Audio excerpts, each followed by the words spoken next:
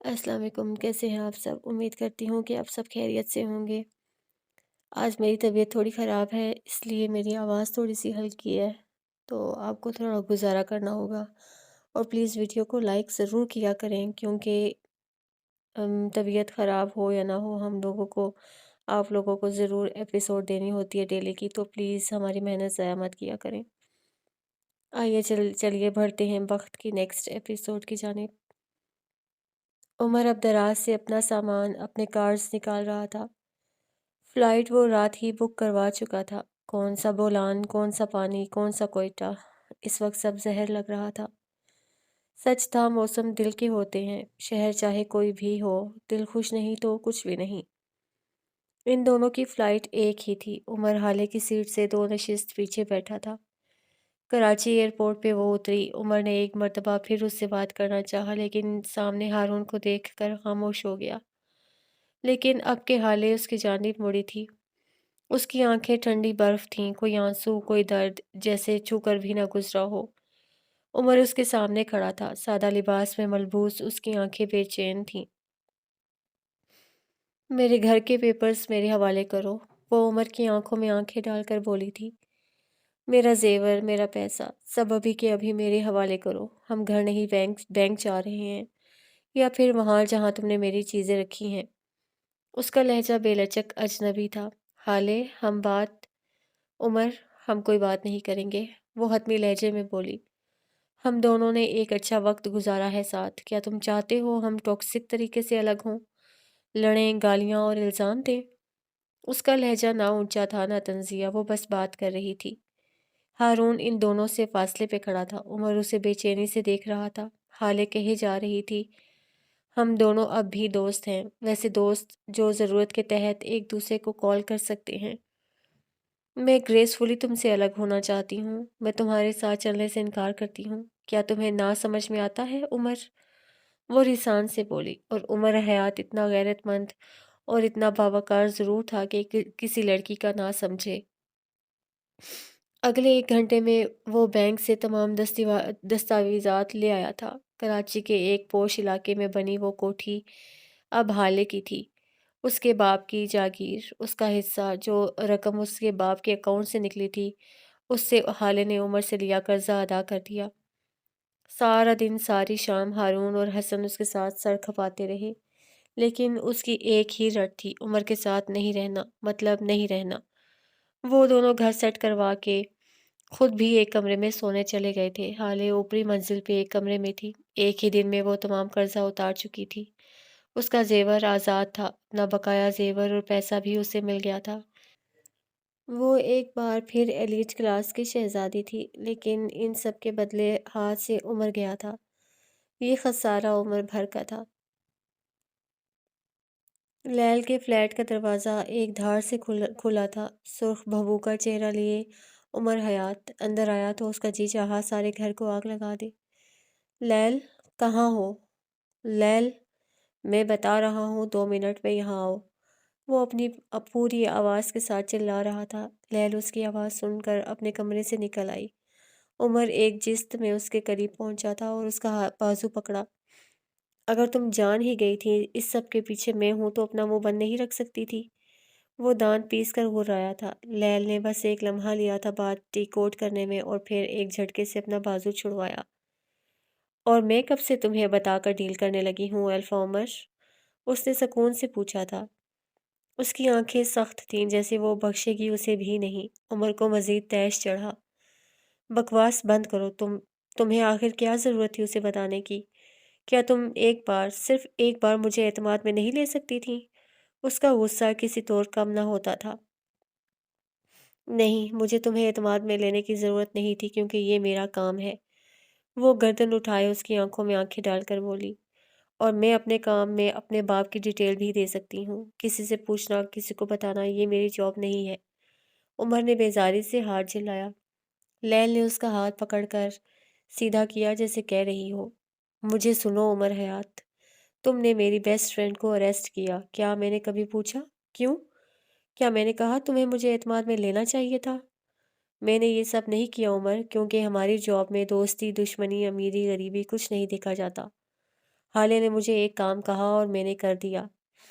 अगर ये सब मेरे बाप ने किया होता तो मैं अपने बाप की डिटेल भी दे देती, समझे?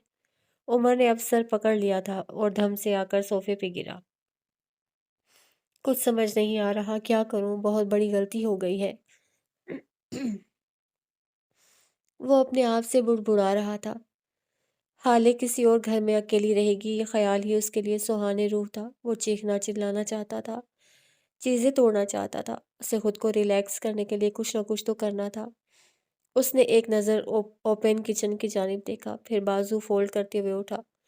उसे यहाँ से भी बर्तनों से भरा हुआ सिंक नजर आ रहा था। अपने घर के बर्तन क्यों नहीं धोती तुम? मेरा घर है, मेरे बर्तन हैं, नहीं धोंगी, क्या कर लोगे? वो तिड़क कर बोली थी। नहीं धोगी तो मैं आकर धोऊंगा। मैं तुम जैसा पौहड़ और गंद में रहने वाला इंसान नहीं हूँ। क्या ये कोई कहने वाली बात थी? क्या ये कोई झगड़ा था? वो अब पानी की धार के नीचे मैले बर्तनों को रगड़ रगड़ कर धो रहा था। लैल अब भी सुर्ख चेहरे और दबे हुए गुस्से के साथ अपने सोफे पे बैठी थी। वो बर्तन धोकर हटा, अब वो काफी बेहतर था। लैल पे गुस्सा करना अपना एक फजूल अमल लगा। उसने एक नज़र लैल को देखा, वो रूठी बैठी थी। जानता था अब जब तक वो उमर से लड़ नहीं लेती उसका गुस्सा खत्म नहीं होगा। उमर ने आसपास देखा, सारा घर आज साफ था। वो खामोशी से किचन में रखा कूड़ादान उठा लाया और सारा का सारा लाउंज में फेंक दिया। लैल के खून में शरारे दौड़ गए। वो एक झटके से उठी थी। तुम तुम्हारी जुर्रत कैसे हुई? जानते भी हो कितनी मेहनत से साफ किया था। तुम ऐसा कैसे कर सकते हो? वो उसके सामने खड़ी घुर्रा रही थी। उमर उसे छोड़ के दरवाजे के पीछे रखे स्वाइपर ले आया। लैल उसके पीछे चिल्ला रही थी, उसे कोस रही थी। वो जानता था अब वो बोलती रहेगी। उमर वापस आया, उसके हाथ में स्वाइपर था, झाड़ू भी। उसने झाड़ू लैल को थमाया। लैल ने गुस्से से झपट कर उसके हाथ से झाड़ू लिया। तुम होगे गन में रहने वाले इंसान, मैं नहीं। अपना घर कब कैसे साफ करना है मैं सब जानती हूँ। वो गुस्से से कहती नीचे झुककर झाड़ू लगाने लगी। वो झाड़ू लगाती जाती, उमर पीछे से स्वाइपर से बचा कुचा गन भी साफ कर देता था। कभी कभी उसे तपाने को कचरा उछाल कर उसकी तरफ फेंक देता और फिर लैल इतना चीखती थी कि पूरी बिल्डिंग सुनती थी। लाउंज था कितना, शुरू होते ही तो खत्म हो जाता था। वो अगले चंद मिनट में सारा लाउंज साफ कर चुके थे। लैल अब सोफे के नीचे फर्श पे बैठी थी। उमर हाथ धोता आया और उसके साथ जुड़कर बैठा। लैल दूर हो गई, नाराज थी। वो उमर ने गहरी गहरी सांस ली। लैल, वो आहिस्तगी से पुकारा। लैल ने कोई जवाब नहीं दिया। लैल, उमर ने एक बार फिर पुकारा। जवाब अब भी नहीं आया। वो इन्हीं झाड़ू और मिट्टी वाले हाथों को धोए बगैर बैठी थी। मुझे ऐसा नहीं करना चाहिए था, मैं गुस्से में था, सॉरी। वो नरमी से माजरत कर रहा था। मैं फौहड़ नहीं हूँ उमर। वो चेहरा मोड़े बोली तो उमर को उसकी आवाज़ गीली लगी। मैं गन में रहने वाली भी नहीं हूँ। अब की आवाज़ रूंधी हुई थी। उमर को बेख्तियार पछतावा हुआ। वो लैल को हर्ट नहीं कर सकता था। मैं अपना घर, अपना किचन उस दिन गंदा रखती हूँ जिस दिन तुम आने वाले होते हो। अब के उसकी सिसकी उभरी थी। मैं क्या करूं बताओ, मेरे पास दोस्त नहीं है। तुम्हारी तरह मेरे पास चंद गिने गिने चुने लोग हैं और तुम उन सबसे ऊपर हो। वो चेहरा मोड़े बुरी तरह रो रही थी। उमर बस उसे सुनता गया। मेरे पास तुम्हारे करीब रहने के यही तरीके हैं। तुम मेरे दोस्त हो उमर, मेरा खानदान हो। हम 10 साल से साथ हैं। तुम्हारे अलावा मेरा इस दुनिया में कोई नहीं है। मुझे बताओ, अगर तुम अपने मसाइल, अपने कामों में उलझ कर लैल को भूल जाओगे तो लैल क्या करे? उसके आंसू भल भल बह रहे थे। आवाज बुलंद नहीं थी, आज़ुर्दा थी। तुम पे गिव अप करूं या तुम्हें बुला लूं? क्या अपने सारे खानदान पे गिव अप करना आसान है? क्या अपने दोस्त को अपने करीब रखने के चंद बर्तन गंदे रखना, थोड़ा सा कचरा फैला देना बुरा है? उमर चंद लम्हा उसके नीम रुख को देखता रहा, फिर गहरी सांस लेकर बोला, नहीं, कचरा फैलाना बुरा नहीं है, लेकिन मेरी जिंदगी में जो कचरे की ट्रक फेंक दी है वो बुरा है। लैल गीले चेहरे के साथ हंस दी। खुदा की कसम लैल, तुमने मेरे साथ ऐसा जुल्म किया है, ऐसा कचरा फैलाया है कि अब उम्र क्या पूरी म्यूनिसिपल कमेटी भी साफ नहीं कर सकती। वो एक बार फिर जोर से हंसी। उमर उसे देख कर हंसा और फिर वो दोनों हाथ पे हाथ मार के हंस पड़े। मेरी सारी जिंदगी खराब हो गई, वो हंसते हंसते बोला। और मुझे शुरू से पता था, इस सारे काले कांड के पीछे तुम हो। وہ بھی بمشکل بول سکی۔ ہنس ہنس کر ان کی آنکھوں سے پانی نکل رہا تھا۔ لیل پیٹ پکڑے ہنس رہی تھی اور عمر گردن کو صوفے پہ پھینک کے ہنس رہا تھا۔ وہ دونوں 10 سال اسی طرح کرتے رہے تھے۔ جب بھی ان کی مشکلات بڑھ جاتی تو وہ کہتے تھے چلو ہنسیں، اور پھر وہ دونوں بیٹھ کر کئی کئی منٹ اسی طرح بے وجہ کہکہے لگاتے تھے۔ آج اتنے دن بعد تم پہلے والے الفا لگی ہو، تمہیں بہت مس کیا میں نے۔ کافی دیر بعد وہ بولی تھی۔ عمر نے گردن اس بات میں ہلائی۔ وہ وقت اچھا تھا نا لیل، تم میں سردار جج صاحب، ہم سب کتنے خوش تھے۔ سب بدل گیا عمر، وہ یاسیت سے بولی۔ اگر کچھ نہیں بدلا تو تمہاری ماسیوں والی شکل۔ اور یہاں لیل کو لگا تھا وہ عمر کا سر پھاڑ کر کچھ غلط نہیں کرے گی۔ یہ انسان بیٹھے بیٹھے اتنا زہر کیسے اگل لیتا تھا؟ لیل نے کچھ نہیں کہا، وہ بس اسے سامنے دیوار کو دیکھتی رہی۔ بالآخر وہ اچھا محسوس کر رہی تھی۔ تم اب کیا کرو گے؟ لیل نے اسے اٹھتے ہوئے دیکھ کر پوچھ لیا۔ وہ مجھے اپنے پیچھے آنے سے منع کر کے گئی ہے، سو میں نہیں جاؤں گا، لیکن میں اسے منا لوں گا کچھ وقت بعد۔ وہ دروازے کی طرف جاتے ہوئے بولا۔ دروازے پہ جا کر وہ رکا، لیل کو ایک نظر دیکھا۔ برتن اور گھر کو گندا رکھنے کا لاجک سمجھ آتا ہے، لیکن تمہارے ہاتھ، کیا یہ بھی میں دھلواتا ہوں؟ وہ طنزیہ انداز میں کہہ رہا تھا۔ لیل کی آنکھوں میں چنگاریاں بھر گئیں۔ مان لو لیل سکندر، تم ایک پھوہڑ گن میں رہنے والی اور ماسی کی شکل والی لڑکی ہو۔ دروازہ بند کرتا وہ باہر نکل گیا۔ پیچھے لیل کافی دیر تک اس کی شان میں مغلظات بکتی رہی۔ وہ تھا ہی ایسا۔ اس کے جانے کے بعد اس کا چرچا ضرور ہوتا تھا۔ اب الفاظ کیسے ہوتے تھے، کیا یہ بھی بتانا پڑے گا؟ 1 ماہ بعد صبح نکھری نکھری سی سارے شہر پہ اتری تھی۔ حالِ سلطان اپنے نئے گھر کے کچن میں کھڑی اپنے لیے کافی بنا رہی تھی۔ 4 دنوں سے حسن اس کے ساتھ ہی رات میں رہنے آ جاتا تھا۔ ہارون نیچے والے پورشن میں رہتا تھا، وہ بھی بس رات میں۔ وہ دونوں اسے اکیلا نہیں چھوڑ سکتے تھے۔ مہر بس ایک بار ملنے آئی تھی۔ اس دفعہ اس نے طلاق کے متعلق کوئی بات نہیں کی۔ وہ بس حالے کو دلاسا دیتی رہی اور چلی گئی، اب کہ وہ اس کے لیے واقعتاً فکر مند ہوئی تھی۔ کافی بنا کر اس نے مگ دیکھا، وہ لبالب بھرا ہوا تھا۔ ایک اداس مسکراہٹ اس کے لبوں کو چھو گئی۔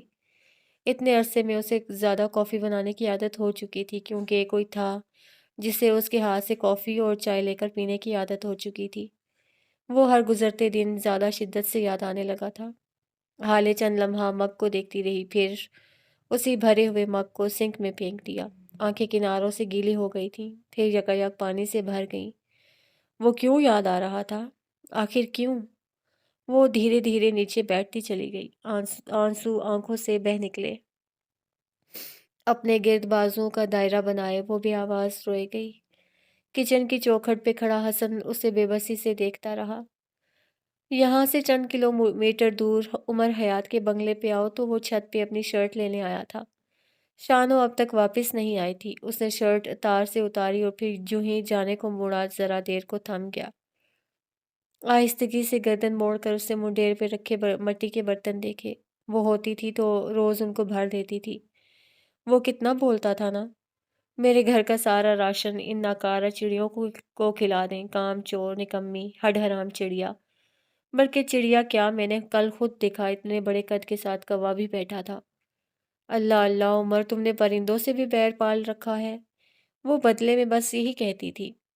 عمر آزردگی سے مسکرایا۔ اسے دیکھنے، اسے سننے کی ایک عادت تھی، اور عادتیں جان لیوا ہوا کرتی ہیں۔ وہ واپس کچن میں آیا، کیبنٹ کھولتے ہوئے اسے کچھ سامان دکھا، کچھ پیکٹس، کچھ چیزیں۔ وہ اداسی سے انہیں دیکھے گیا۔ اسے یاد تھا یہ کیوں لائے گئے تھے۔ عمر، میں لازانیہ کا سامان لے آئی ہوں، اس سنڈے تم بنانا اور میں سیکھوں گی، پھر اگلے سنڈے میں بناؤں گی۔ عمر کے گلے میں گلٹی سی ابھر کر معدوم ہوئی۔ اس نے سامان رکھا، چولہے کے پاس رکھا، اپنا کافی کا مگ اٹھایا اور سارا کا سارا مایا سنک میں انڈیل دیا۔ کافی اور چائے تو بس اس کی بچی ہوئی اچھی لگا کرتی تھی۔ اب نہ کافی لطف دیتی تھی، نہ چائے تازہ دم کرتی تھی۔ وہ اپنے ساتھ عمر کے سارے ذائقے بھی لے گئی تھی۔ پانی کی 2 بوتلیں لیں اور ساتھ کچھ کچے چاول لیے وہ ایک بار پھر چھت پہ چلا آیا۔ اب وہ نیچے بیٹھا تھا۔ کسی برتن میں پانی بھرتا تو کسی برتن میں چاول ڈالتا۔ منڈیر پہ کوے بھی تھے، چڑیا بھی تھیں اور راشن بھی۔ وہ ذرا فاصلے پہ کھڑا انہیں دیکھ رہا تھا۔ وہ نہیں تھی اور اس کا نہ ہونا اذیت دیتا تھا۔ عمر خود کو اس اذیت کا عادی نہیں بنانا چاہتا تھا۔ کمرے میں آ کر اس نے لباس بدلا، پھر باہر آیا اور آفس جانے کو گاڑی میں آ کر بیٹھا۔ جب ہی اس کا فون تھر تھر آیا، عمر نے اچنبے سے موبائل کو دیکھا۔ اماں کالنگ۔ اس نے فون کان سے لگایا۔ آگے جو کچھ بولا گیا وہ عمر حیات کی روح کھینچ لینے کو کافی تھا۔ شہر کے پوش علاقے میں واقع حال سلطان کا گھر اپنی تمکنت سے کھڑا تھا۔ وہ چھوٹا سا بنگلے نما گھر تھا، خوبصورت اور پرتعیش۔ حسن اور ہارون نکل چکے تھے۔ ہارون سے اس کی ملاقات یوں بھی کم ہوتی تھی۔ وہ رات دیر سے آتا تھا اور نچلی منزل کے ایک کمرے میں سو جاتا تھا۔ اسے لگتا تھا حالے نہیں جانتی وہ روز آتا ہے، لیکن وہ جانتی تھی، بس چپ رہتی تھی۔ اتنے دنوں سے وہ چپ ہی تو تھی۔ وہ گاڑی نکال کر باہر آئی تو اس کی گاڑی کے ساتھ ایک اور گاڑی آ کر رکی۔ حالے نے اس گاڑی کو دیکھا، پھر اپنی گاڑی سے نکل آئی۔ مقابل گاڑی سے بھی ایک عورت نکلی تھی، بوڑھی فتنہ۔ ان دونوں کی ملاقات ایک لمبے عرصے بعد ہو رہی تھی۔ وہ دونوں ایک دوسرے کے سامنے تھیں۔ حالے کی آنکھوں کی جوت بجھی ہوئی تھی، لیکن گردن کڑا رکھی تھی۔ سنا ہے شوہر نے گھر سے نکال دیا؟ فروا اسے دیکھتے ہوئے تضحیک سے بولی۔ میں یہاں سے گزر رہی تھی، سوچا دیکھتی جاؤں گھر سے نکالی ہوئی عورتوں کا کیا حال ہوتا ہے۔ حالے مسکرائی، پھر اس کی بھوری آنکھوں میں دیکھا۔ گھر سے نکال دینے والے شوہر بھی غیرت مند ہوتے ہیں، ورنہ میں نے تو اپنی آنکھوں کے سامنے کچھ ایسے شوہر دیکھے ہیں۔ وہ فروا کے کان کے پاس جھکی، آواز سرگوشی جتنی دھیمی کر لی۔ اپنی بیوی کو کسی غیر مرد کے ساتھ کمرے میں دیکھ کر بھی خاموش رہتے ہیں۔ وہ سور پھونک کر ہٹی۔ فروا کی آنکھوں سے چنگاریاں نکلنے لگیں۔ چہرہ ایک لمحے میں سخت ہوا تھا۔ حالے مزے سے کہی گئی، اور کچھ بیویاں بھی ہوتی ہیں جو شوہر کی نظر میں گر جانے کے بعد بھی ڈٹائی سے گھر میں بیٹھی رہتی ہیں۔ ان کی بھی مجبوری ہوتی ہوگی، بیچاری گولڈ ڈگرز یو نو۔ آخر میں اسے جیسے افسوس ہوا ہو۔ فروا کی رنگت جو کہ نچڑ چکی تھی، دماغ میں کچھ کلک ہونے پہ دوبارہ بحال ہوئی۔ ویسے میں نے سنا ہے تمہارا شوہر اس ریستوران میں لی جانے والی تمہاری اور اس کی تصاویر لینے والے آدمی کو ڈھونڈ رہا ہے۔ اب کے حالے کی آنکھوں میں بے چینی اتری تھی۔ ہسپتال جا کر نرسز سے بھی پوچھ گچھ کر رہا ہے۔ آپ کا اس معاملے سے کوئی تعلق نہیں؟ میرا ہی تو تعلق ہے، کیوں نہ میں تمہیں بتا دوں کہ وہ تمام تصاویر میرے موبائل سے لی گئی تھیں، اور یہ کہ وہ نرس اور ہسپتال کے انتظامیہ سے ساری فوٹیج اور اجازت نامہ نکلوانے کے لیے میری طاقت استعمال ہوئی ہے تو۔ وہ آنکھوں میں حقارت لیے حالے کو دیکھ رہی تھی۔ اس کا چہرہ سفید پڑ رہا تھا۔ لیکن آپ کی کالز ریکارڈ، آپ کی فہم سے ہوئی بات، وہ سب کیا تھا؟ حالے بدقت بول سکی۔ نرا جھوٹ تھا وہ، فروا ایک شان سے بولی۔ فہیم کو اگر پتہ چل جاتا کہ وہ تصاویر اور اجازت نامے کے پیچھے میں تھی تو وہ میرے سر چڑھنے لگتا، اسی لیے میں نے سب سے پہلے اسے دباؤ میں ڈالا۔ اب جاؤ اپنے شوہر سے کہو، اگر ہے اتنی اوقات تو آئے اور مجھ سے لے انتقام۔ وہ زہر خون لہجے میں بولتی آگے بڑھ گئی۔ ڈرائیور نے دروازہ کھولا۔ وہ کروفر سے گاڑی میں بیٹھی۔ کچھ دیر بعد اس کی گاڑی فراٹے بھرتی جا رہی تھی۔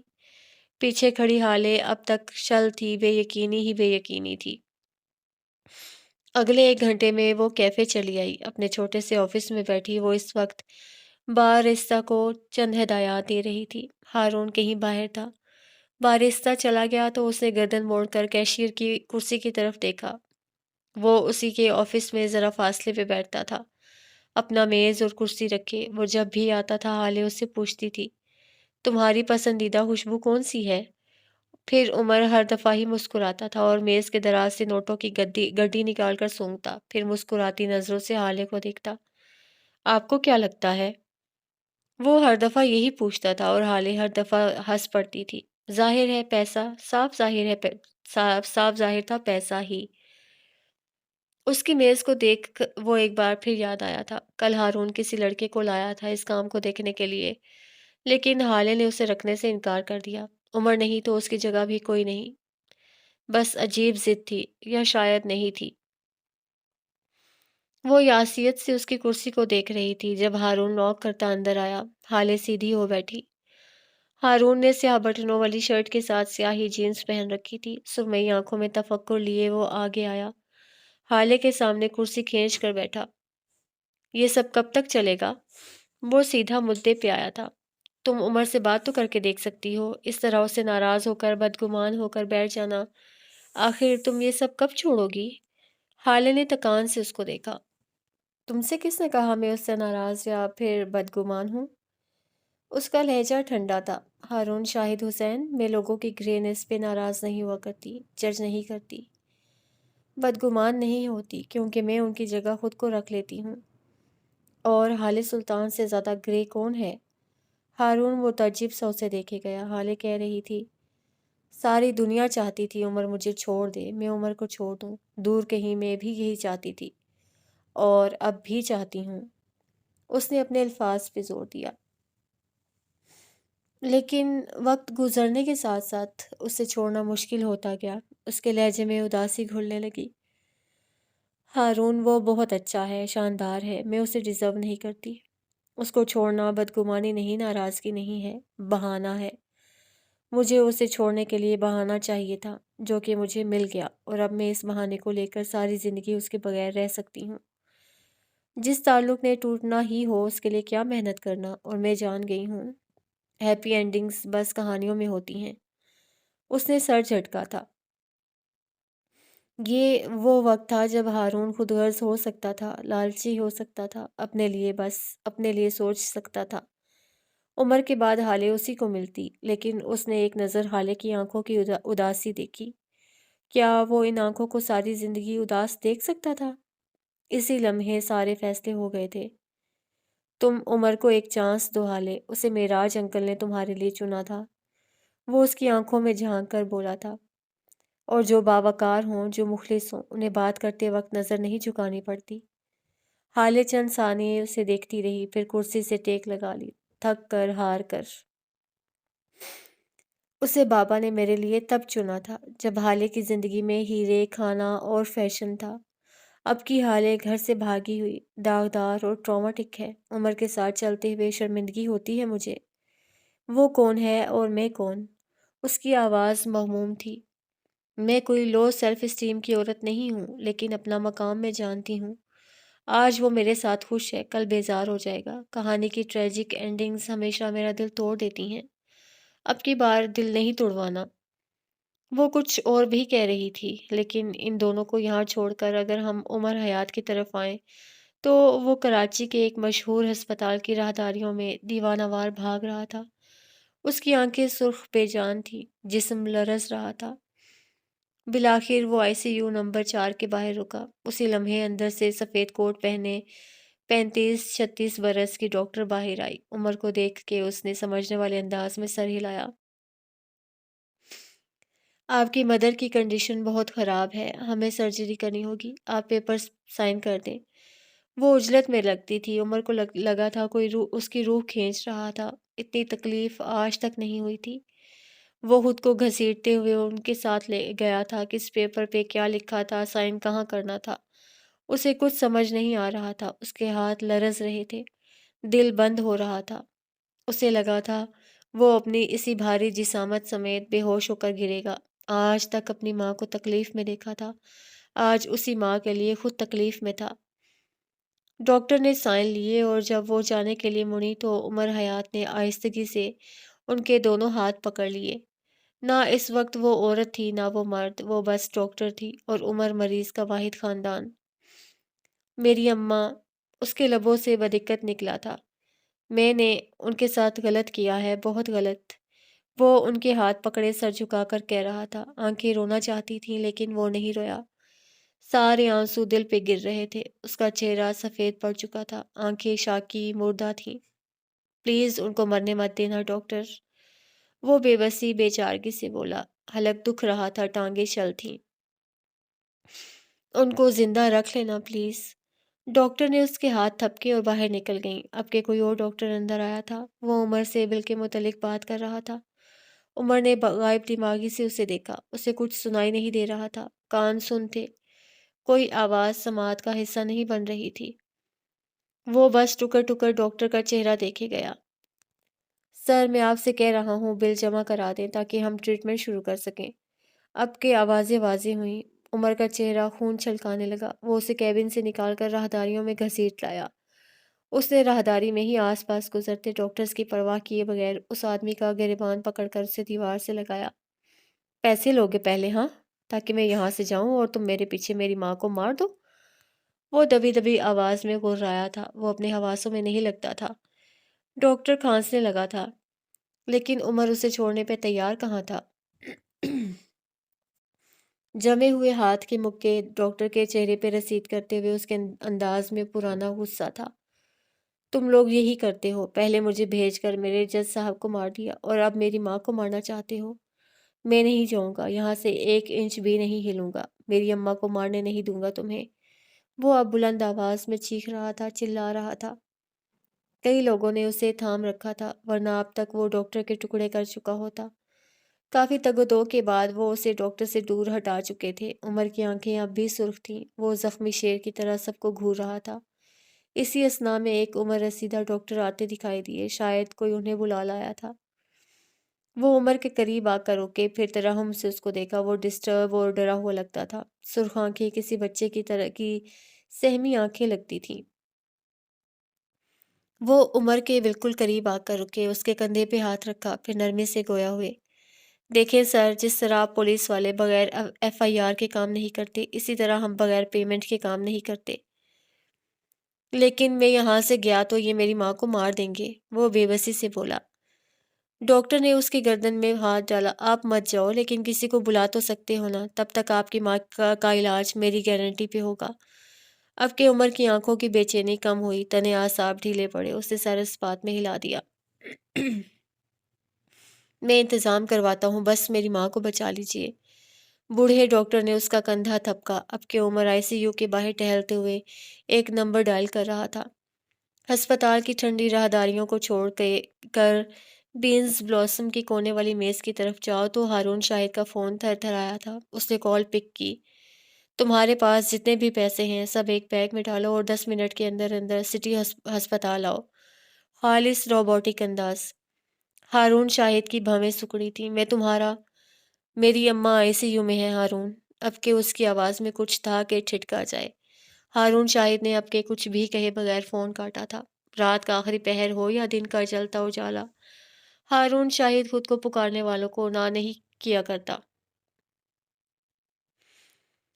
فہیم مرزا کے گھر میں آج ملازمین کی خاصی چہل پہل تھی۔ وجہ آج شام ہونے والی ایک خاص پارٹی تھی۔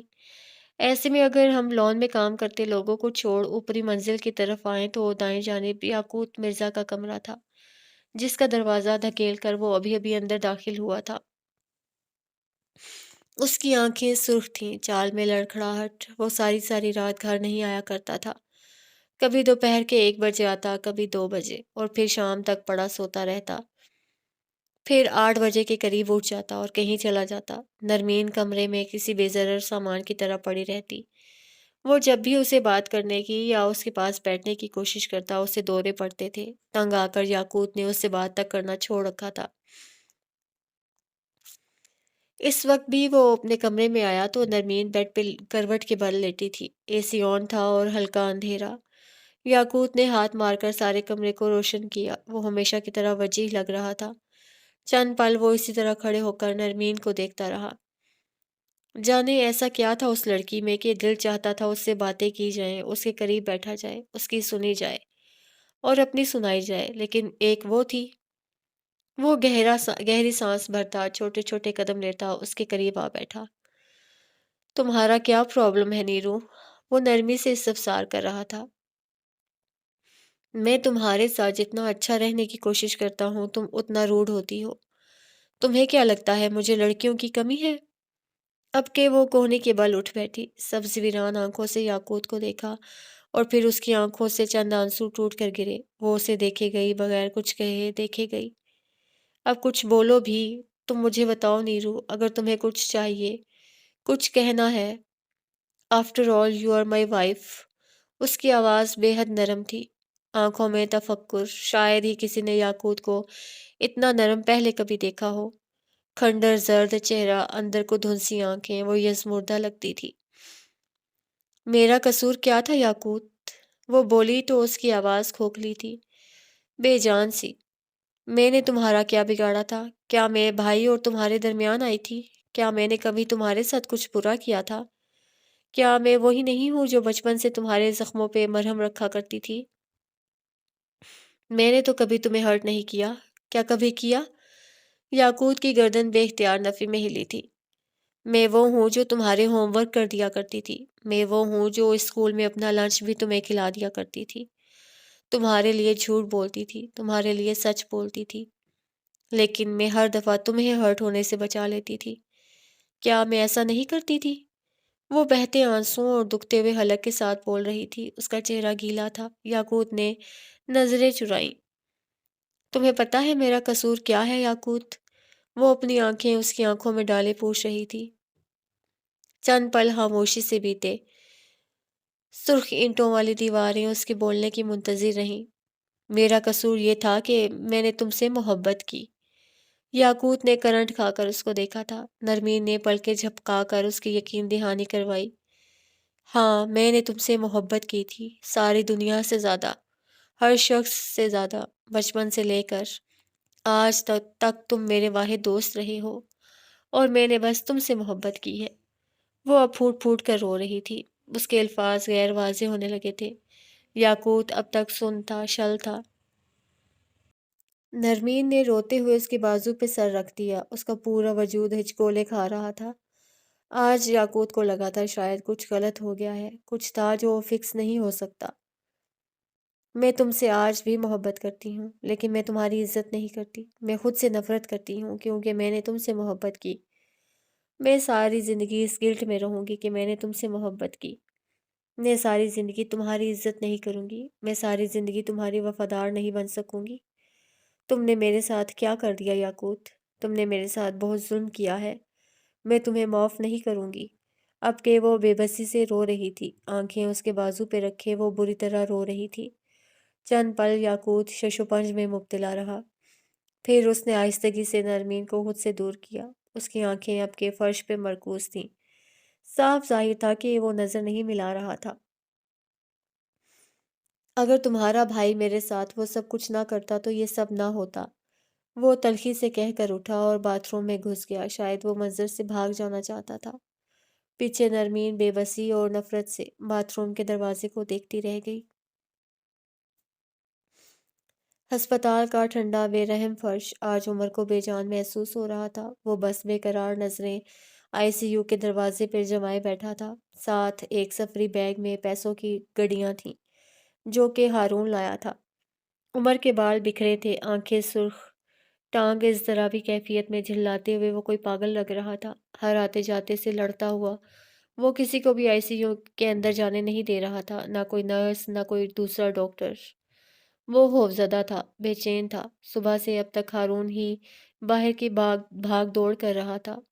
اسی لمحے آئی سی یو کا دروازہ کھلا اور ایک میل نرس باہر آیا۔ وہ شاید کوئی اوزار یا کوئی ادویات لینے گیا تھا۔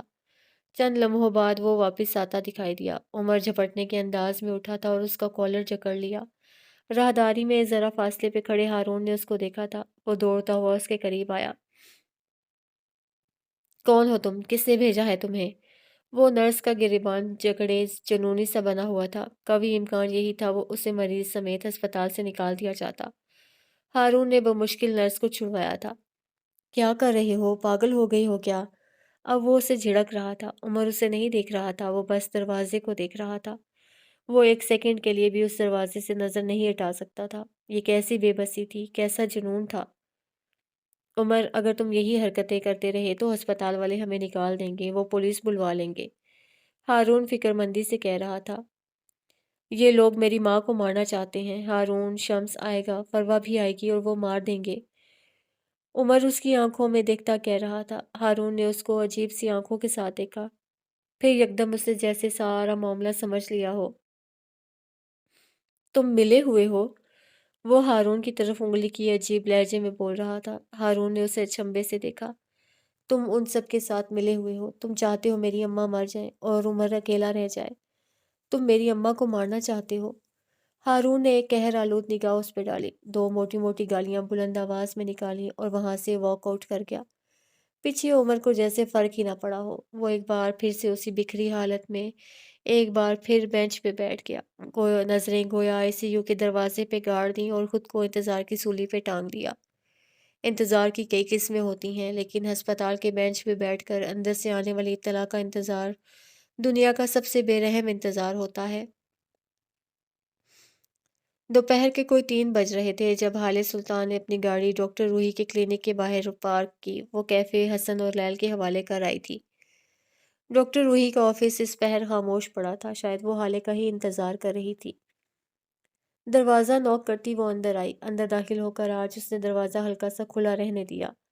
یہ اس کی مشق تھی، وہ روز ایک ایک انچ آگے لاتے لاتے دروازہ بند کرتی جاتی تھی۔ حالے کو اس دن سے خوف آیا جب یہ دروازہ پورا بند ہو جاتا۔ وہ آج ایک مرتبہ پھر اسی نیلے صوفے پہ بیٹھی تھی۔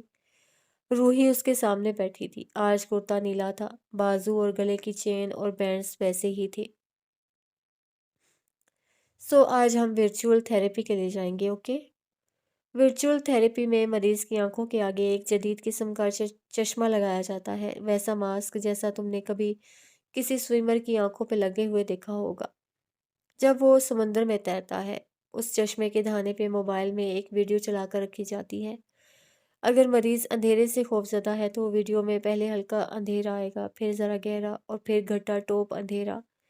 جب مریض گھٹا ٹوپ اندھیرے تک کا سفر طے کر لیتا ہے تب وہ ٹھیک ہونے لگتا ہے۔ حالے کے کیس میں ایک بند جگہوں والی ویڈیو چلائی جانی تھی۔ ڈاکٹر روحی اپنی جگہ سے اٹھی اور اپنی میز تک گئیں۔ میز کی اوپری سطح پہ رکھا ڈبہ اٹھایا اور حالے تک واپس آئیں۔ حالے کے تاثرات میں خوف گھلتا جا رہا تھا۔ گردن اور چہرہ پسینے سے تر ہوتا جا رہا تھا۔ ڈاکٹر روحی نے چشمہ نکالا۔ حالے کی ہتھیلیاں پسینے سے بھرنے لگیں۔ روحی نے چشمہ اس کی آنکھوں پہ لگایا اور اس کے بالوں کے اوپر چپ بند کر دی۔ میں آپ کو ٹروتھ سیرم دوں گی کیونکہ آپ اپنے پچھلے سیشنز میں جھوٹ بولتی رہی ہیں، وہ حالے کے سامنے کھڑی کہہ رہی تھیں۔ اب کی بار کو جھوٹ مت بولنا، جہاں دم گھٹے، جہاں ڈر لگے فوراً بتانا، اوکے؟ اوکے، حالے نے آہستہ سے کہا۔ اس کا چہرہ زرد پڑ رہا تھا۔ روحی اب حالے کے سامنے آ کر بیٹھی۔ ویڈیو چل رہی تھی۔ اسی لمحے غزالہ روحی نے ایک انجیکشن حالے کے بازو میں لگا دیا۔ وہ ویڈیو دیکھتے وقت اتنی ڈری اور خوفزدہ تھی کہ سوئی کی چبھن محسوس ہی نہ کر سکی۔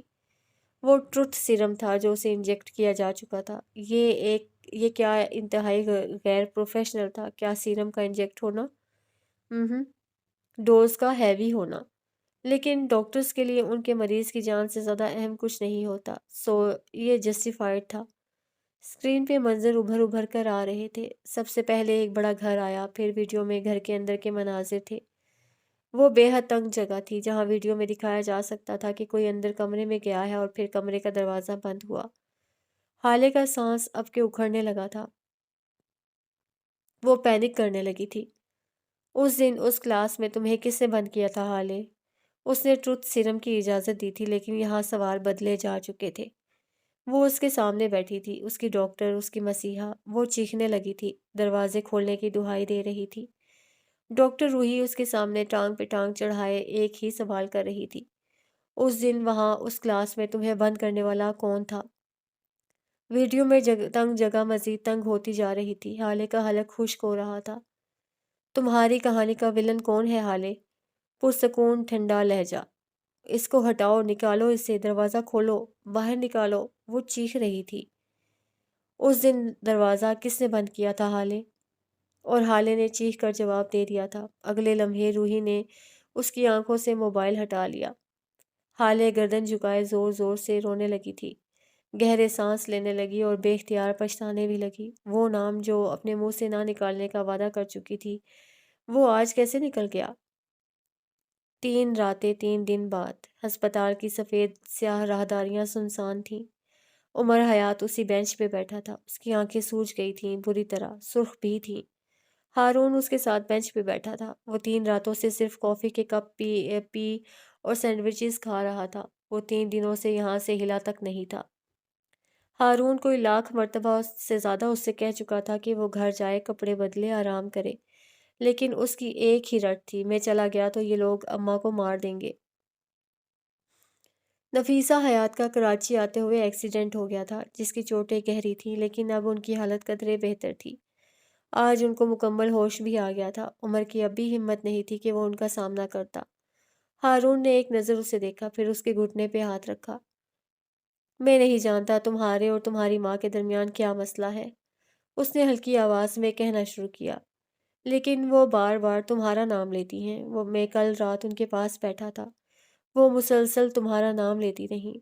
ابھی تھوڑی دیر پہلے وہ مجھے کسی گیم کا بتا رہی تھیں جو وہ تمہارے ساتھ کھیلا کرتی تھیں۔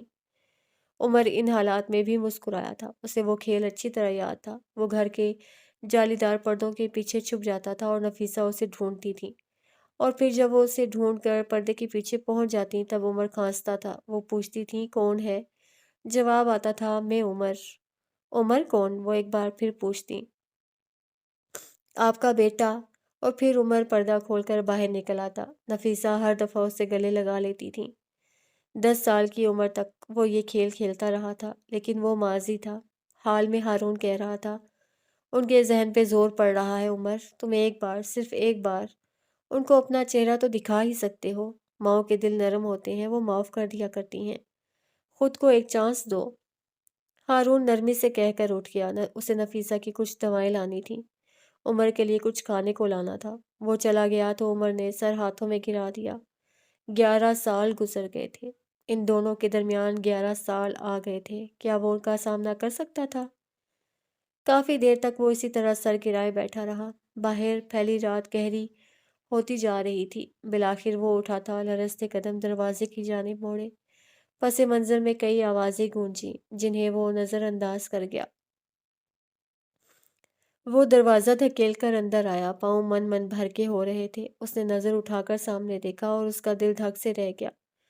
11 سال، 11 سال میں اس کا ہجر اس کی ماں کو کھا گیا تھا۔ وہ بوڑھی ہو گئی تھیں، بال کن پٹیوں سے سفید، چہرہ جھریوں زدہ۔ عمر کا دل کیا تھا دھاڑے مار مار کر روئے۔ یہ اس نے کیا کر دیا تھا؟ وہ بیڈ کے تکیوں پہ سر گرائے گردن موڑے اسے دیکھ رہی تھی، یک ٹک پلک جھپکے بغیر۔ ان کی آنکھیں بھی نم ہوئی تھیں، لیکن مجال ہے جو آنسو گرا ہو؟ ان کے آگے کھڑا یہ نوجوان لڑکا آنکھوں کی نمی کے باعث دھندلا نظر آ رہا تھا۔ نفیسہ نے پلکیں جھپکیں، ایک آنسو کن پٹی میں جذب ہو گیا، وہ واضح نظر آنے لگا۔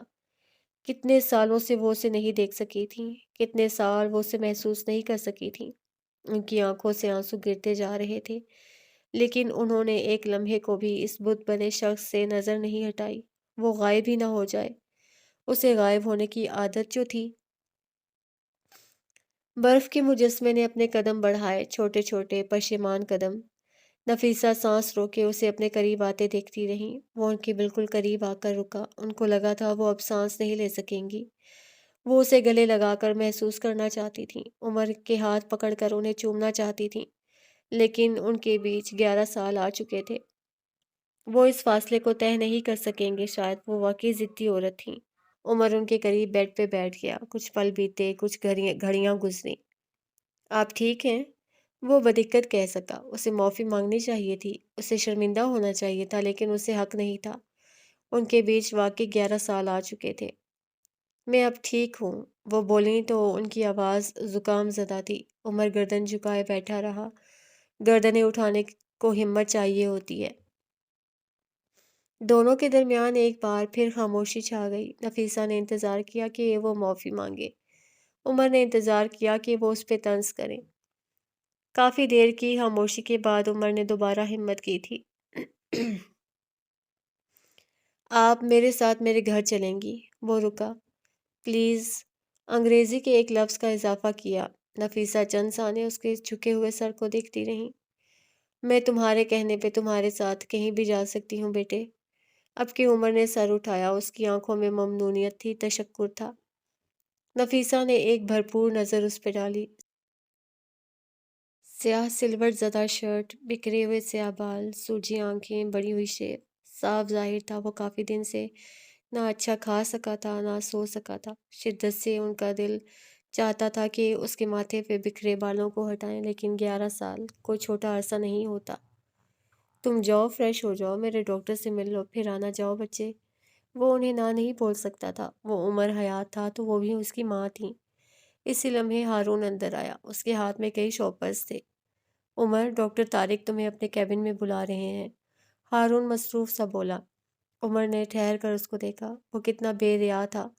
3 دن سے وہ بس چند گھنٹوں کے لیے اپنے گھر گیا تھا۔ بل، دوائیاں، اس نے سب سنبھال رکھا تھا۔ اگر وہ نہ ہوتا تو ہسپتال کا انتظامیہ عمر کو اٹھا کر باہر پھینکتا۔ اب جاؤ بھی، کارڈ لاؤں کیا؟ وہ تپا ہوا تھا۔ عمر اٹھا، اس کا دل ہلکا تھا۔ نفیسہ اس کے ساتھ جا رہی تھی، اب اور کیا چاہیے تھا؟ وہ ہسپتال کے باتھ روم گیا، منہ ہاتھ دھویا، بال سیدھے کیے۔ اب وہ بہتر لگ رہا تھا، لیکن سوجی سرخ آنکھوں کا اب بھی کچھ نہ ہو سکا تھا۔ ڈاکٹر طارق کے کیبن میں اسے کوئی 20 منٹ لگے تھے۔ وہ اسے نفیسہ کے متعلق چند ہدایات دے رہے تھے۔ عمر غور سے سنتا رہا۔ پھر وہ اٹھایا، نفیسہ کے کمرے کی طرف جاتے ہوئے، اب کہ وہ سرشار تھا۔ اس نے دروازہ دھکیلا اور اندر آیا، لیکن وہاں نہ بندہ تھا نہ بندے کی ذات۔ نفیسہ وہاں نہیں تھی۔ وہ پاگل سا ہونے لگا۔ اس کا دل رک رک کر چل رہا تھا، جیسے ابھی بند ہو جائے گا۔ کیا اس نے نفیسہ کو کھو دیا؟ وہ لرزتے قدموں سے بیڈ کی جانب آیا۔ تکیے کے عین اوپر ایک اسٹیکی نوٹ رکھا تھا۔ عمر اس رائٹنگ کو ہزاروں میں بھی پہچانتا تھا۔ وہاں بس 2 سطریں لکھی تھیں: جہاں چھوڑا تھا وہیں سے آ کر لے جاؤ۔ تم نے کہا تھا میں ضدی عورت ہوں، تو اب تم میری ضد دیکھو۔ مارے بے بسی کے عمر کا دل پھٹنے لگا تھا۔ اس نے آج تک اپنی زندگی میں اتنی بے بسی محسوس نہیں کی تھی۔ آج تک اسے نفیسہ کو ضدی کہنے پہ اتنا پچھتاوا نہیں ہوا تھا۔ ساری دنیا ریت کی مانند ہاتھوں سے پھسل گئی تھی، اور وہ کچھ نہیں کر سکا تھا۔ ماؤں کو اذیت دینے والوں کے حصے میں اتنی اذیت تو آنی تھی۔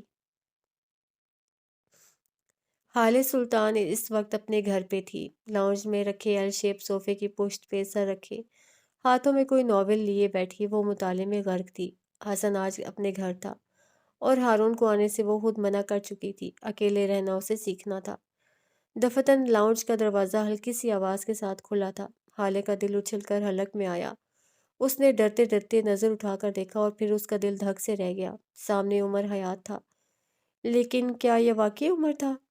اس کی حالت، اس کا حلیہ، حالے کے دل میں ٹیس سی اٹھی تھی۔ وہ دروازے میں پہ ایستادہ بس اسے دیکھے گیا۔ کتنے دنوں بعد دیکھ رہا تھا وہ اسے، اور کتنے دنوں کا کھویا سکون تھا جو اچانک واپس مل رہا تھا۔ وہ چند پل اسے دیکھتا رہا، پھر چھوٹے چھوٹے شکستہ قدم لیتا آگے آیا۔ حالے سانس روکے، پلک جھپکے بغیر اسے اپنے قریب آتے دیکھتی رہی۔ وہ آہستگی سے اس کے پاس آ کر بیٹھا۔ حالے نے سانس روک لیا۔ عمر نے گردن موڑ کر اس کو دیکھا۔ کیا تھا جو آج اس کی آنکھوں میں نہیں تھا؟ حالے چاہ کر بھی اس کی آنکھوں سے نظر نہیں ہٹا سکی۔ عمر نے اس کے ہاتھ میں پکڑی کتاب نرمی سے لے لی۔ لاؤنج کی زرد بتیوں کے درمیان وہ صوفے پہ اپنے قریب بیٹھی، حالے کی آنکھوں میں دیکھتا رہا، کئی لمحے، کئی سانسیں۔ پھر اس نے پیر لمبے کیے اور اپنا سر حالے کی گود میں رکھ دیا۔ جلتے دل کو اندر تک سکون مل گیا۔ حالے اب تک شل تھی، وہ سمجھ ہی نہیں سکی یہ کیا ہوا ہے۔ عمر اب کے چت ہو کر لیٹا، یوں کہ اب وہ حالے کی آنکھوں میں دیکھ سکتا تھا۔ اس نے اپنی اسی نرمی سے حالے کا ہاتھ اپنے ہاتھ میں لیا۔ عمر، تمہیں کیا ہوا ہے؟ بالآخر وہ بول اٹھی، کھوکھلی کھنکتی آواز، وہ جسے اب تک یقین کرنا چاہتی تھی کہ اس کے اتنے قریب جو شخص تھا وہ عمر ہی تھا۔ عمر نے بغیر کچھ کہے اس کا ہاتھ اپنے دل کے مقام پہ رکھا اور آنکھیں بند کر لیں۔ حالے کے کانوں سے دھواں نکلا تھا۔ اس کا چہرہ پوری طرح گلابی ہو گیا تھا۔ میں 3 دن سے نہیں سویا، پلیز مجھے سونے دو۔ بس اتنا کہا تھا اس نے۔ کئی لمحے وہ اس کی آنکھوں میں دیکھتا رہا، پہلے منظر دھندلا ہوا، پھر دماغ غائب، اور پھر حالے کی آنکھوں میں دیکھتے ہوئے اس کی آنکھیں بند ہونے لگیں۔ جو آخری منظر ان سیاہ آنکھوں نے دیکھا وہ اس کا پسندیدہ منظر تھا، اور اگلے چند ہی منٹ میں وہ گہری نیند سو گیا تھا۔ حالے اب بھی شل تھی۔ کئی لمحے بعد اس نے عمر کو دیکھا، وہ کسی بچے کی طرح سو رہا تھا، گہری پرسکون نیند۔ وہ اسے دیکھے گئی، اس کی پلکیں، ناک، اس کی بڑی ہوئی شیو، وہ بگڑا ہوا بچہ لگ رہا تھا۔ حالے نے اب کے گہری سانس لی۔ چاہے کچھ بھی ہو، وہ اس کا شوہر تو تھا۔ وہ دھیرے دھیرے اس کے بالوں کو ماتھے سے ہٹانے لگی، پھر نرمی سے آہستہ آہستہ اس کے بالوں میں انگلیاں پھیرنے لگی۔ وہ نیند میں بھی مزید پرسکون ہو گیا۔ باہر پھیلی رات اپنی سیاہی سمیٹے اب آگے کو پھیلنے لگی۔ اگلی صبح روشن تھی۔ حالے صوفے کی پشت سے سر ٹکائے سو رہی تھی، اس کے بال بکھرے ہوئے تھے۔ دفتن وہ نیند میں کسمسائی، اسے اپنا ہاتھ جلتا محسوس ہوا۔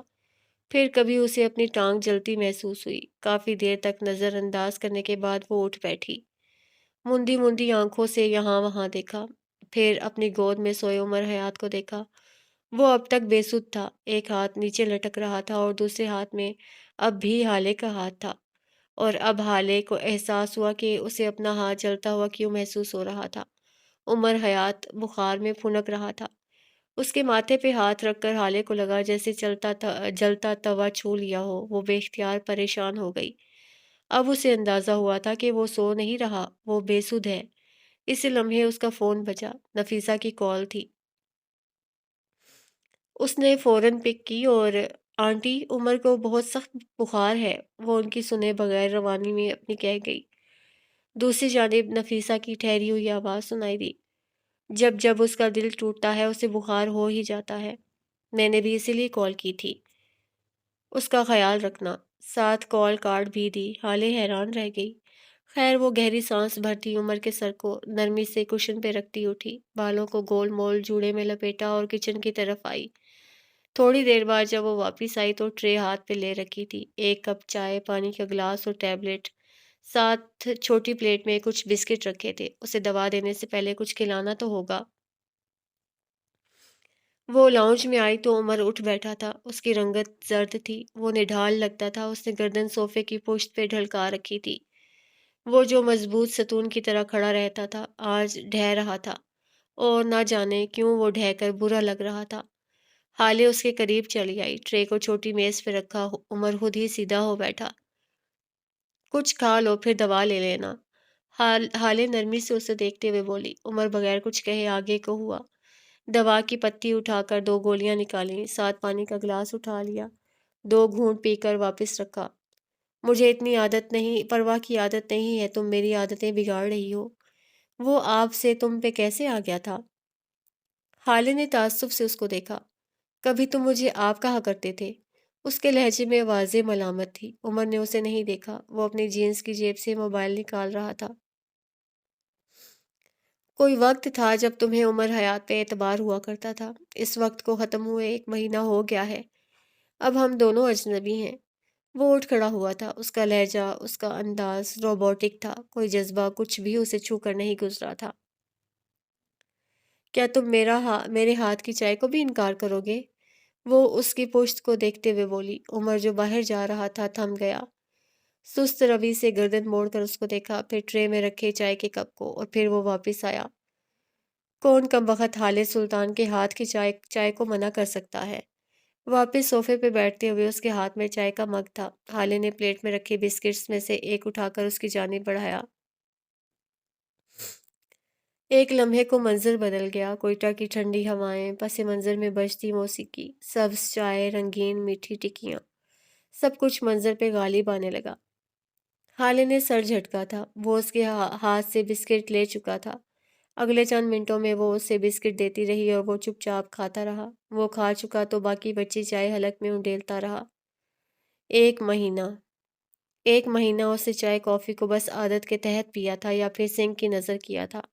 آج 1 ماہ بعد وہ چائے کو چاہ کے ساتھ پی رہا تھا۔ کون کہتا ہے چائے بس ایک سادہ سا مشروب ہے؟ یہ امرت ہے اگر اسے بنانے والا انسان آپ کا پسندیدہ ہو۔ یہ تیزاب بھی ہے اگر اسے پینے کی عادت کسی انسان کے ساتھ ہو اور پھر وہی انسان ساتھ نہ رہے۔ حالے خاموشی سے اسے ٹھنڈی چائے حلق سے اتارتے دیکھتی رہی۔ اس نے چائے پی کر مگ رکھا، پھر حالے کو دیکھا اور ہلکا سا مسکرایا۔ اس کی آنکھیں آج اس کے ساتھ نہیں مسکرائی تھیں، گال کا گڑھا آج ویسا شوق نہیں تھا۔ میں چھت پہ چڑیوں کے لیے رکھے سارے برتن بھر کر رکھتا ہوں، اسے دیکھتے ہوئے آہستگی سے بولا۔ چڑیا اب بھی آتی ہیں اور وہ ہڈ حرام کوا بھی۔ کیا میں یہ مان لوں کہ اب تم اس کوے سے نہیں چلتے؟ حالے نے مسکراہٹ دبائی۔ عمر گردن جھکا کر ہنسا تھا، حالے بھی مسکرائی۔ اب نہیں آتا وہ، اس کے اندر کی انا جاگ گئی ہے، اب کما کر باغ دوڑ کر کے کھاتا ہوگا۔ اب کی بار حالے زور سے ہنسی تھی۔ وہ ایک بار پھر گردن اٹھا کر اسے دیکھنے لگا، سکون سے، سرشاری سے، یا شاید کئی دن کی بے قراری سے۔ میرے ہاتھ کا کھانا، لون کا صوفہ، چائے کافی کے مگ، چڑیا، کوے، مینا، سب تمہیں بہت مس کرتے ہیں۔ وہ اس کی سیاہ آنکھوں میں جھانک کر کہہ رہا تھا۔ ہالے دلچسپی سے اسے دیکھ رہی تھی۔ سب سے زیادہ کون مس کرتا ہے؟ میں۔ عمر کے برجستگی سے کہنے پہ ہالے ٹھہر سی گئی۔ عمر کی نظریں اب تک اس پہ ٹکی تھیں۔ تم مجھے مس نہیں کرتی؟ وہ شکوہ کناں لہجے میں بولا تو ہالے کے چہرے پہ سایہ سا لہرایا۔ میرا کیفے، میرا کیش، میری کافی کا بھرا ہوا مگ اور میری کریونگز تمہیں بہت مس کرتی ہیں۔ وہ فرش پہ نظر جما کر بولی۔ حلق میں پھندا سا اٹک رہا تھا۔ سب سے زیادہ کون مس کرتا ہے؟ اس نے سوال کیا تھا۔ حالے نے کچھ کہنے کو منہ کھولا جب عمر کے تاثرات دیکھ کے ٹھٹک گئی۔ وہ اپنا گلا پکڑے بری طرح تکلیف میں لگتا تھا۔ کبھی سینہ مسل رہا تھا تو کبھی گلا۔ اس کا چہرہ سرخ ہو گیا تھا، آنکھیں جیسے باہر ابل رہی ہوں۔ وہ شدید تکلیف میں تھا، یوں جیسے کسی نے اس کے گلے میں تیزاب ڈال دیا ہو۔ حالے سن سی بیٹھی تھی، وہ کوئی ری ایکشن نہیں دیا کرتی تھی۔ عمر نیچے فرش پہ بیٹھ گیا تھا۔ حالے نے دیکھا اس کی آنکھوں سے پانی نکل رہا تھا، وہ مرنے والا ہو رہا تھا۔ چائے میں کیا تھا؟ وہ فرش پہ گھٹنوں کے بل بیٹھا تکلیف سے پوچھ رہا تھا۔ حالے اب تک شل تھی۔ عمر بدقت اٹھا، جھک کر اس کے دونوں بازوؤں کو جھنجھوڑا۔ اس کے ہاتھ لرز رہے تھے، جان ہوا ہو رہی تھی۔ کون سے بسکٹ تھے؟ کیا تھا ان میں؟ وہ مارے تکلیف کے چند الفاظ بھی بڑی دقت سے کہہ رہا تھا۔ اسے دیکھ کر یوں لگتا تھا جیسے وہ اب زندہ نہیں رہ پائے گا۔ پینٹ بسکٹ تھے، میں شہر کی سب سے بڑی بیکری سے لائی تھی۔ عمر نے کراہ کر آنکھیں میچ لی تھی۔ مجھے پینٹ سے الرجی ہے، وہ بولا تو اس کی آواز میں تکلیف واضح تھی، یوں لگتا تھا جیسے وہ بمشکل ضبط کیے ہوئے تھا۔ حالے نم ہوتی آنکھوں سے اٹھی، عمر کا بازو اپنے کندھے پہ ڈالا۔ وہ کبھی کسی اور وقت میں بھی اس کا بازو اسی طرح کندھے پہ ڈالے لے گئی تھی۔ تم ٹھیک ہو جاؤ گے، یہ تسلی نئی نہیں تھی۔ وہ کب گاڑی تک آئے، کب ہسپتال پہنچے، عمر کو سب ٹکڑوں میں یاد تھا۔ اس کے ذہن پہ ایک آخری یادداشت بنی، وہ ڈاکٹر سے اس کے لیے لڑ رہی تھی۔ وہ اسے سوسائڈ کیس کہہ رہے تھے، علاج نہ کرنے کا کہہ رہے تھے۔ شوہر ہے میرا، ایسے کیسے نہیں کریں گے آپ علاج؟ یہ آخری بات تھی جو عمر نے سنی تھی، لیکن یہ الفاظ کہانی ایک بار پہلے بھی دہرا چکی ہے۔ درد کی شدت، جلتا گلا، بخار کی حدت، یہ سب اس کے اعصاب پہ بھاری ہونے لگے اور سب کچھ ایک ہی پل میں سب اندھیرا ہو گیا، گھپ گھٹا ٹوپ اندھیرا۔ ہسپتال کے کمرے کے آگے رکھی بینچ پہ وہ بیٹھی تھی، نیلے جوڑے میں ملبوس دوپٹہ کندھے پہ ڈالے۔ اس نے دونوں ہاتھ گھٹنے پہ رکھے ہوئے تھے، گردن جھکائے۔ اس کی آنکھوں سے آنسو ٹوٹ ٹوٹ کر فرش پہ گر رہے تھے۔ اس نے دعا کے لیے ہاتھ اٹھانا چاہے، لیکن پھر شرم آئی۔ وہ کس منہ سے اللہ سے دعا کرے؟ وہ کس منہ سے مانگے گی؟ کیا اس سے مانگے گی جسے نہ ماننے کا دعویٰ کرتی تھی؟ وہ آنکھیں رگڑتی ہوئی اٹھی اور ہسپتال کی ایک جانب جہاں نماز کے لیے جگہ بنی تھی وہاں چلی گئی۔ اسے نہیں پتا تھا اللہ اسے معاف کرے گا یا نہیں، وہ خود کو معاف کرے گی یا نہیں۔ وہ بس جائے نماز بچھا کر بیٹھی، 2 نفل پڑھے اور پھر دعا کے لیے ہاتھ اٹھا لیے۔ اس کا چہرہ گیلا تھا۔ اللہ، اس کے لبوں سے بدقت نکلا تھا، آنسو تواتر سے بہہ رہے تھے۔ میرے اللہ، اسے گزرا وقت یاد آیا، اسے اپنی نافرمانیاں یاد آئیں۔ میرے اللہ، اس کی ساری نعمتیں، اس کے سارے کرم، اسے سب یاد آیا۔ مجھے معاف کر دیں اللہ، پلیز مجھے اپنے پاس رکھ لیں، مجھے دور نہ کریں پلیز اللہ۔ وہ ہچکیوں کے ساتھ رو رہی تھی۔ مجھ سے غلطیاں ہوئی ہیں، کوتاہیاں ہوئی ہیں، لیکن میں آج آپ سے ہر چیز کے لیے معافی مانگ رہی ہوں، پلیز مجھے معاف کر دیں۔ وہ اگلی کتنی دیر روتی رہی، کیا کیا مانگتی رہی، اسے کچھ یاد نہیں تھا، بس دل تھا جو ہلکا ہو گیا تھا، سکون تھا جو رگو پے میں اتر گیا تھا۔ تھوڑی دیر بعد ڈاکٹر نے اسے عمر کی طبیعت کی بہتری کی اطلاع دی تھی۔ حالے کو اپنا آپ ہوا سے بھی ہلکا لگا تھا۔ ڈاکٹر اسے عمر کے کامیاب علاج کی اطلاع دے گئے تھے، وہ 2-3 گھنٹے بعد اسے مل سکتی تھی۔ باہر بینچ پہ بیٹھی وہ زیر لب کوئی دعا پڑھ رہی تھی۔ اسی راہداری میں سامنے سے ایک لڑکا چلا آ رہا تھا، سرمئی سلک شرٹ کے ساتھ، دھاری دار پینٹ پہنے۔ اس کے بال جیل سے جمے تھے، پیروں میں چمکتے بوٹ۔ اسے دیکھ کر کئی لوگوں نے سوچا تھا حسن واقعی اس پہ تمام ہوا۔ وہ آگے کو جا رہا تھا، لیکن پھر بینچ پہ بیٹھی لڑکی کو دیکھ کر تھم گیا۔ لبوں کو شیطانی مسکراہٹ نے چھوا، آنکھیں مزید چمک اٹھیں۔ وہ الٹے پیروں واپس آیا، وہ اب بھی آنکھیں بند کیے زیر لب کچھ بڑبڑا رہی تھی۔ یاقوت اس کے قریب بینچ پہ بیٹھا۔ حالے نے پٹ سے آنکھیں کھولیں۔ یاقوت کو دیکھ کے ایک لمحے کے لیے اس کا دل کانپ گیا تھا، لیکن پھر وہ سنبھل گئی۔ وہ اب تک محظوظ نظروں سے اسے دیکھ رہا تھا۔ ہیلو پیور بیوٹی، وہ چہک کر بولا۔ مجھے پہچانا؟ حالے کا رہا سہا ڈر بھی ختم ہو گیا۔ یاقوت کہے گیا، میں نے تمہیں تمہاری شادی کی رات دیکھا تھا، تم بے حد حسین لگ رہی تھیں۔ وہ مکروہ لہجے میں کہہ رہا تھا، کیا بتاؤں تمہیں، میری تو تم پر سے نظر ہی نہیں ہٹ رہی تھی۔ حالے اب بھی کچھ نہیں بولی، بس ٹھنڈی پرسکون نظروں سے اس کو دیکھتی رہی۔ یاقوت اسے نہ بولتے دیکھ ایک اور تیر پھینکا۔ میں نے سنا تھا دلہن سرخ جوڑے میں حسین لگتی ہے، لیکن تم نے ریکارڈ توڑ دیا، تم تو سفید میں بھی حسین لگ رہی تھی۔ حالے مسکرائی تھی، اس کی نم سیاہ آنکھیں اس کے ساتھ مسکرانے لگیں۔ میں 12 سال کی تھی۔ کیا؟ وہ اچانک ہی بولا۔ میں 12 سال کی تھی جب ہم امریکہ گئے تھے، میں، بابا، ہارون، اماں۔ میں تم سے تمہاری سیاحت کے قصے نہیں پوچھ رہا، یاقوت نے برہمی سے اسے ٹوکا تھا۔ حالے اس سے بے نیاز کہے گئی۔ وہاں ہم ایک زو گئے، زو میں نے خنزیر دیکھا، سور، یاقوت کی آنکھوں میں اچنبھا ابھرا۔ حالے کہتی رہی، میں نے جب اس خنزیر کو دیکھا نا تو مجھے بہت کراہیت آئی۔ اماں نے میری آنکھوں پہ ہاتھ رکھ لیا اور کہا اس کو مت دیکھو، لیکن اس کا وہ چند لمحوں کا دیکھنا مجھے آج بھی یاد ہے۔ مجھے آج بھی اپنے آس پاس سے ویسی بدبو آتی ہے جیسے اس دن اس خنزیر سے آئی تھی۔ آج بھی مجھے ویسی کراہیت آتی ہے جیسے اس روز اس خنزیر کو دیکھ کر آئی تھی۔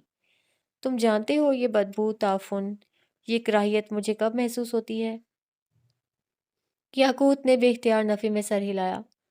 وہ بدبو، وہ تعفن، وہ گھن، کراہیت مجھے تب محسوس ہوتی ہے جب میں کسی ریپسٹ کو دیکھتی ہوں۔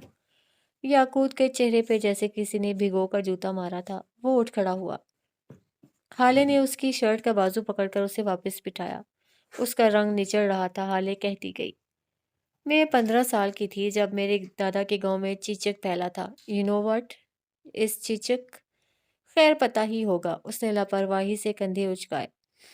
میں اپنے بابا کے ساتھ گاؤں گئی تھی۔ میں نے وہاں کے لوگوں کو دیکھا، ان کے جسم، ان کے ہاتھ، ان کی آنکھوں میں بھی چیچک تھا۔ مجھے کراہیت آئی۔ میں سوچتی تھی وہ کس طرح ان چیچک زدہ ہاتھوں سے کھاتے ہوں گے، کیسے اس جسم کو آئینے میں دیکھتے ہوں گے۔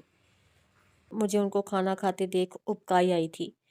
تم جانتے ہو مجھے ویسی کراہیت دوبارہ کب محسوس ہوتی ہے؟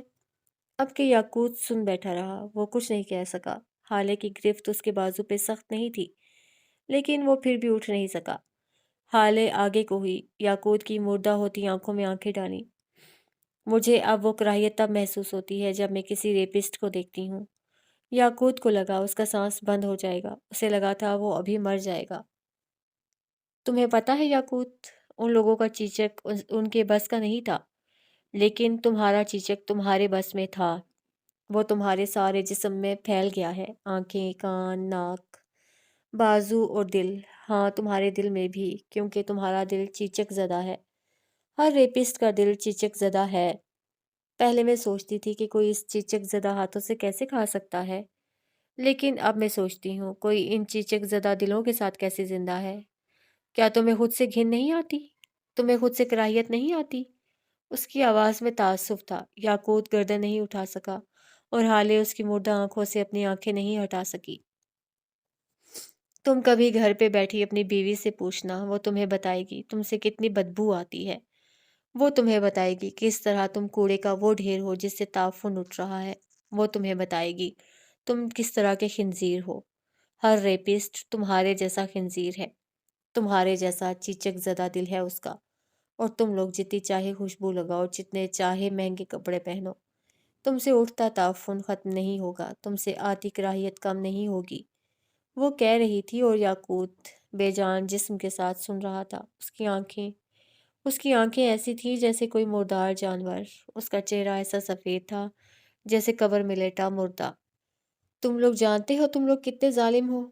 تم لوگ قتل سے بھی بڑا گناہ کرتے ہو۔ قاتل مار دیتا ہے نا، تم زندہ چھوڑ دیتے ہو، عزت لوٹ کر بے جان کر دیتے ہو۔ زندگی کتنا بڑا عذاب ہے، یہ ہر ریپسٹ کو اس لڑکی سے پوچھنا چاہیے جسے وہ اپنی چند منٹوں کی ہوس کے لیے تباہ کر آتا ہے۔ تم شیطان ہو یاقوت، نرے شیطان۔ اب کہ یاقوت کی آنکھیں سرخ ہوئیں، ان میں زندگی کی رمق جاگی، وہاں خوف آیا، بے چینی آئی۔ میں شیطان نہیں ہوں، وہ کانپتی آواز میں انگلی اٹھا کر بولا۔ خالے نے اسے دیکھتے ہوئے آنکھیں بند کر لیں، ناک پہ ہاتھ رکھا۔ میری ساس کہتی ہیں جب تمہارے سامنے یا آس پاس شیطان ہو تو یہ کلمات دہرانا: اعوذ باللہ من الشیطان الرجیم۔ میں شیطان نہیں ہوں، ہاتھ ہٹاؤ آنکھوں سے، مجھے دیکھو، وہ بلند آواز میں چلا رہا تھا۔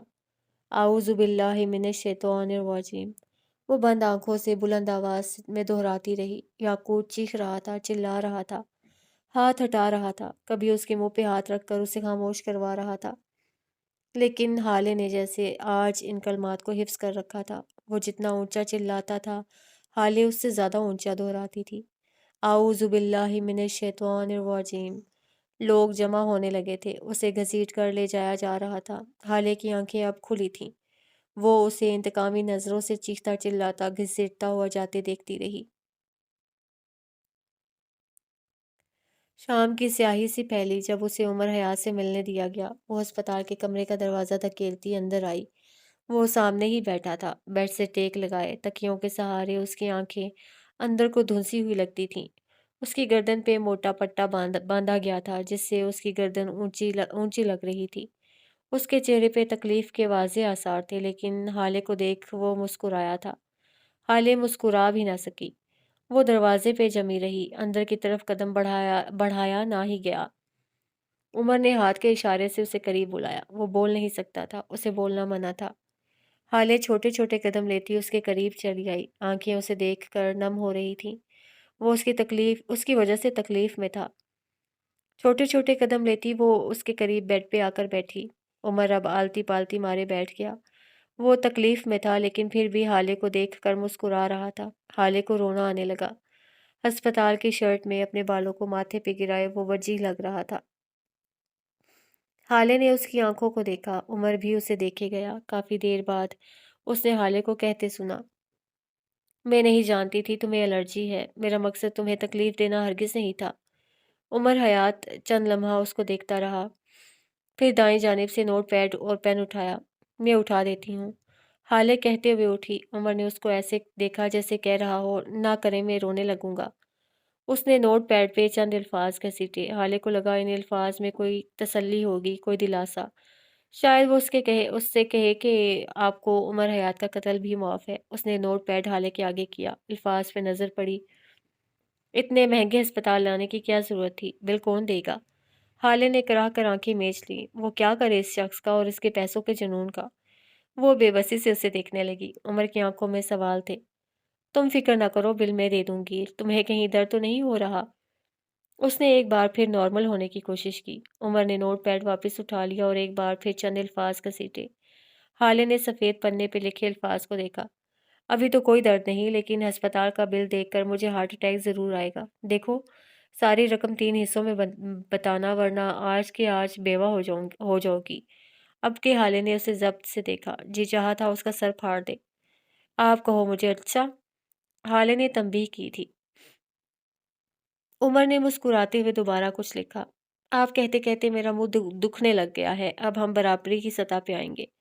اس نے نوٹ پیڈ ایک بار پھر حالے کے آگے کیا۔ وہ پڑھ کر مسکرا دی۔ کیا کرتی بھلا؟ عمر نے نوٹ پیڈ اس کے ہاتھ سے لے لیا اور اس پہ کچھ لکھا۔ کیا تم میرے لیے روتی رہی ہو؟ اس نے لکھا اور حالے کے آگے پیڈ لہرایا۔ حالے نے سر اس بات میں ہلایا۔ میں تمہارے لیے بہت روئی ہوں عمر، تم میری وجہ سے تکلیف میں تھے، مجھے بہت برا لگ رہا تھا۔ وہ اس کے چہرے پہ نظر جما کر بولی۔ عمر سر جھکا کر کچھ لکھنے لگا تھا۔ قصاص ادا کرو۔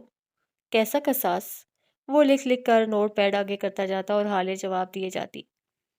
میرے ساتھ گھر چلو۔ ہاں، مجھ سے غلطی ہوئی ہے، لیکن جن غلطیوں کے نتائج برے نہ ہوں ان کو معاف کر دینا چاہیے۔ میں عمر حیات تم سے معافی مانگتا ہوں، میرے ساتھ گھر چلو پلیز۔ حالے چند لمحہ نوٹ پیڈ پہ لکھے الفاظ کو دیکھتی رہی، پھر دھیرے سے نفی میں سر ہلایا۔ مجھے کچھ وقت دو عمر، سوچنے کے لیے، اور پلیز مجھے فورس مت کرنا۔ تمہیں انکار کرنے کے معاملے میں بے بس ہوں۔ عمر نے سمجھ کر سر ہلا دیا۔ آئی ایم سو سوری، تمہیں میری وجہ سے اتنی تکلیف اٹھانی پڑی۔ حالے نے اضافہ کیا۔ عمر سر جھکا کر کچھ لکھتا گیا، پھر نوٹ پیڈ اس کے آگے کیا۔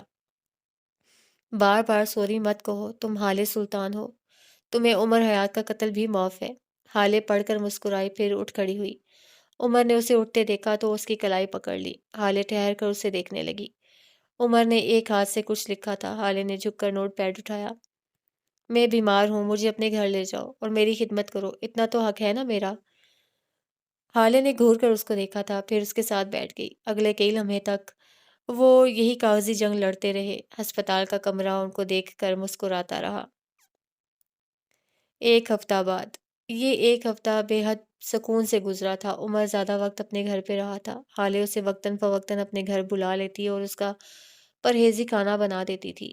یہ الگ بات تھی، اس کھانے کو آدھے سے زیادہ عمر خود بناتا تھا۔ شیفز کی انا ہوتی ہے، اپنے آگے کسی کو مرچ مسالہ ڈالتے دیکھ ان کے اندر ان کے اندر آگ برپا ہو جاتی ہے۔ حسن اور ہارون بھی آتے جاتے رہے تھے۔ کل سے اس کی زبان بھی آزاد ہو گئی تھی۔ وہ بولنے لگ گیا تھا اور حالے کو بے اختیار اس کے بولنے پہ پچھتاوا ہوا تھا۔ جب تک اس کی زبان بند تھی سب کتنا سکون میں تھے۔ شام کے وقت وہ اس کے ساتھ سی ویو آ گئی تھی۔ دراصل اسے کچھ بات کرنی تھی جو گھر پہ ہارون اور حسن کی موجودگی میں ناممکن سی تھی۔ اس وقت وہ دونوں بڑے بڑے پتھروں پہ بیٹھے تھے۔ سامنے ٹھاٹھے مارتا سمندر تھا۔ کراچی والوں سے اگر مریخ والے آ کر کہہ دیں کہ ہمارے پاس دوسری دنیا ہے تب بھی ان کا جواب ہوگا ہمارے پاس سی ویو ہے۔ مجھے تمہاری اماں کے ایکسیڈنٹ کے بارے میں پتہ چلا، بہت دکھ ہوا۔ حالے سمندر کو دیکھتے ہوئے بولی۔ عمر کے چہرے پہ سایہ سا لہرایا لیکن اس نے کچھ ظاہر نہیں کیا، بس سر کو خم دیا۔ چند پل ایک بار پھر خاموشی رہی۔ حالے نے ایک بار پھر بولنے کی کوشش کی۔ کل میری بات ہوئی آنٹی سے، وہ ٹھیک نہیں ہے۔ عمر تمہیں ایک بار ان سے ملنا چاہیے۔ تم دونوں کے درمیان کچھ بھی ہو، کسی ناراضگی کو تعلق سے زیادہ بڑا نہیں ہونا چاہیے۔ موت سے پہلے ناراضگیوں کو ختم کر لینا چاہیے۔ عمر کچھ نہیں بولا لیکن وہ بے چین ہوا تھا۔ اپنی ماں کا نیل زدہ چہرہ، پٹیوں میں جکڑا وجود ایک بار پھر یاد آیا تھا۔ تم اتنے ضدی کیوں ہو عمر؟ آخر اتنی ضد کس بات کی؟ تم ان آنسوؤں پہ بھی اپنا کنٹرول چاہتے ہو کیوں؟ آخر تم ایک نارمل انسان کی طرح بیہیو نہیں کرتے۔ کس بات کا زوم ہے تمہیں؟ عمر اب بھی کچھ نہیں بولا۔ وہ اٹھنے لگا جب حالے نے اس کا ہاتھ پکڑا۔ عمر کی آنکھوں میں التجا تھی۔ وہ جانا چاہتا تھا لیکن جس کی گرفت میں اس کا ہاتھ تھا وہ اس سے دور نہیں جا سکا۔ وہ سست روی سے واپس بیٹھا۔ تم رو لو عمر، حالے نرمی سے بولی۔ تمہیں رونے کی بہت ضرورت ہے۔ تمہیں لگتا ہے وہ لوگ کمزور ہوتے ہیں جو روتے ہیں؟ عمر نے کچھ نہیں کہا، وہ بس دانت پہ دانت جمائے ضبط کیے بیٹھا رہا۔ حالے کہتی رہی، ہمارے نبی محمد صلی اللہ علیہ وآلہ وسلم سے زیادہ بہادر کوئی نہیں تھا عمر، لیکن وہ بھی روتے تھے۔ اپنی امت کی محبت میں، اپنے اللہ کی محبت میں روتے تھے۔ انہوں نے رو کر ثابت کیا کہ رونا کمزوری نہیں ہے، رونا انسان ہونے کی نشانی ہے۔ تم کیوں خود کو انسانوں سے اعلیٰ سمجھ رہے ہو؟ تم کیوں ہو اتنے ضدی؟ میں ضدی نہیں ہوں۔ وہ بولا تو اس کی آواز میں لرزش تھی۔ میں کبھی بھی ضدی نہیں تھا۔ اب کہ اس نے اپنے لفظوں پہ زور دیا۔